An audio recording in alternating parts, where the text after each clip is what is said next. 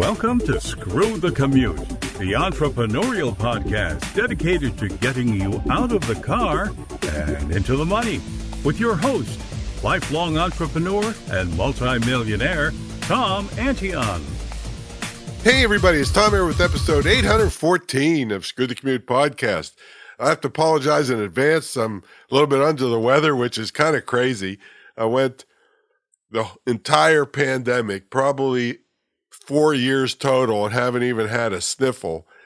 And all of a sudden I get hit in the face with this blowing my nose and getting in my throat and everything. So if I sound funny, well, hey, I'm still going to get some good information for you that'll help you. Today we're going to talk about story emails.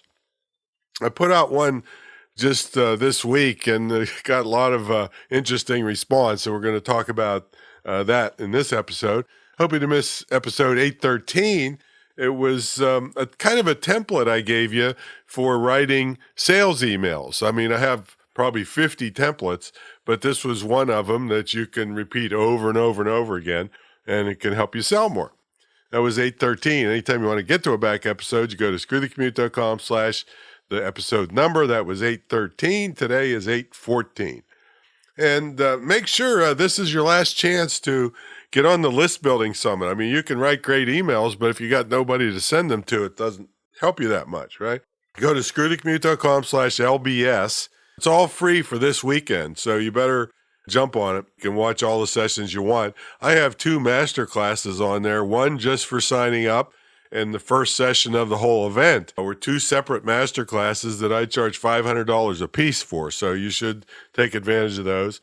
And also, if you buy the premium pass, which is super dirt cheap, to get all the sessions that you can listen to permanently, then I'll give you a 30-minute consultation worth $500. So there's $1,500 worth of value for, I think, about, $67 or something like that, plus $1 million worth of training from everybody else.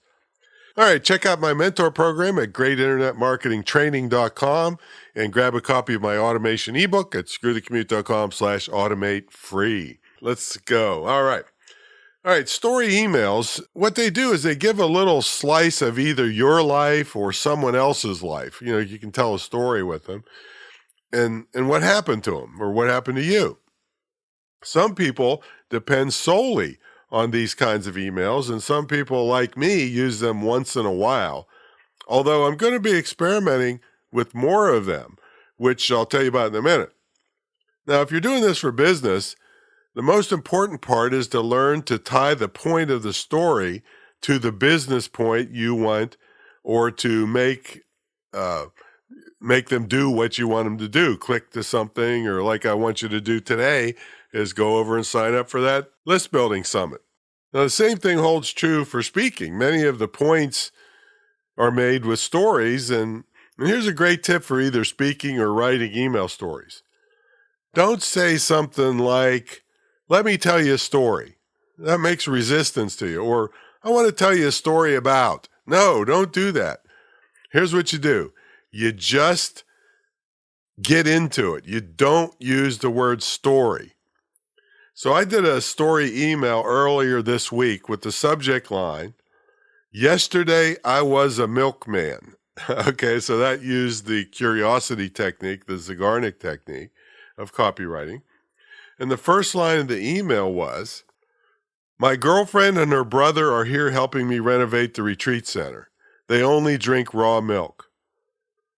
Now, you don't know the rest of the story till if you want to get a copy of it, just let me know.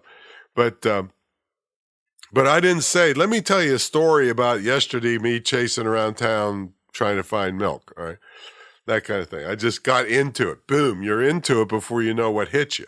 That's the best way to do storytelling.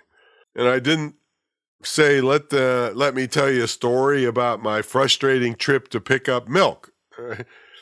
I mean, I don't want the word story to create any resistance in the reader or to make them think about anything but the topic of the story. I want them sucked into the story right away, not knowing or resisting that, oh, here's a story about something. No, that their mind is going places I don't want them to go. I want them into the story before they know what hit them. Now, if you want a copy of that email to see the whole thing, just email me at tom@screwthecommute.com with the subject line Milkman, and I'll send it to you.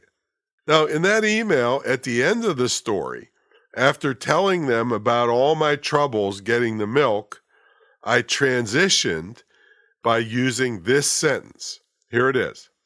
The only saving grace to this entire frustrating story is that I had sent out an email right before I left, and hundreds of dollars came in by the time I got back. That's the power of a list. All right, that was the sentence, and then it transitioned to and then I got them to sign up for the List Building Summit that's still going on this weekend, which you should sign up for too if you haven't. screwthecommute.com/LBS. Now, I'm going to start doing more of these emails, but here's what's going on with my situation. The good side of that email is that I got tons of responses from people I hadn't heard from in years. They were on my list, but they really weren't that engaged. The downside of putting out an email like that, and I hadn't done one for a long time, was that people got absorbed in the story and didn't click through to the summit as much as I would have liked. Now, this could be for a couple reasons. They had already had 8 emails from me about the summit, so most either had signed up already or decided they didn't want to.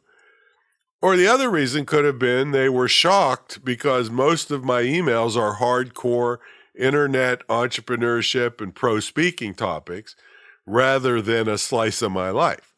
I don't really know for sure, but I'll experiment with more story emails, but I'm going to put them out on what are for me days that normally get less response, like Mondays and Fridays.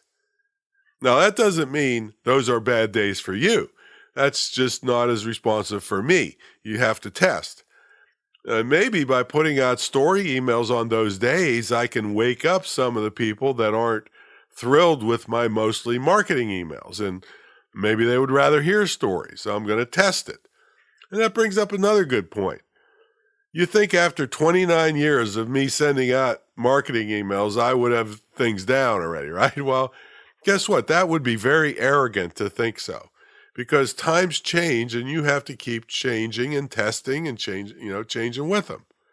So I suggest you start experimenting with story emails and see if the people that hear from you respond better or worse. I mean, some people, this is all they do. Every day they send out a story email. That's their thing. I don't think they make as much money as me, but the thing is that could be something for you that improves what you're doing now. Or you can, do part marketing, part story. That's what I'm going to do. So in the meantime, take advantage of your last chance to grab the free videos from the List Building Summit. Today, if you listen to this today, this is Friday, then you might see the recap of all the sessions and pick the ones you want to watch for the weekend. So go over there, screwthecommute.com/LBS, and I'm thinking about my next story is going to be called The Golden Cabbage. Wonder what that's about, huh? All right, catch you on the next episode. Do those story emails.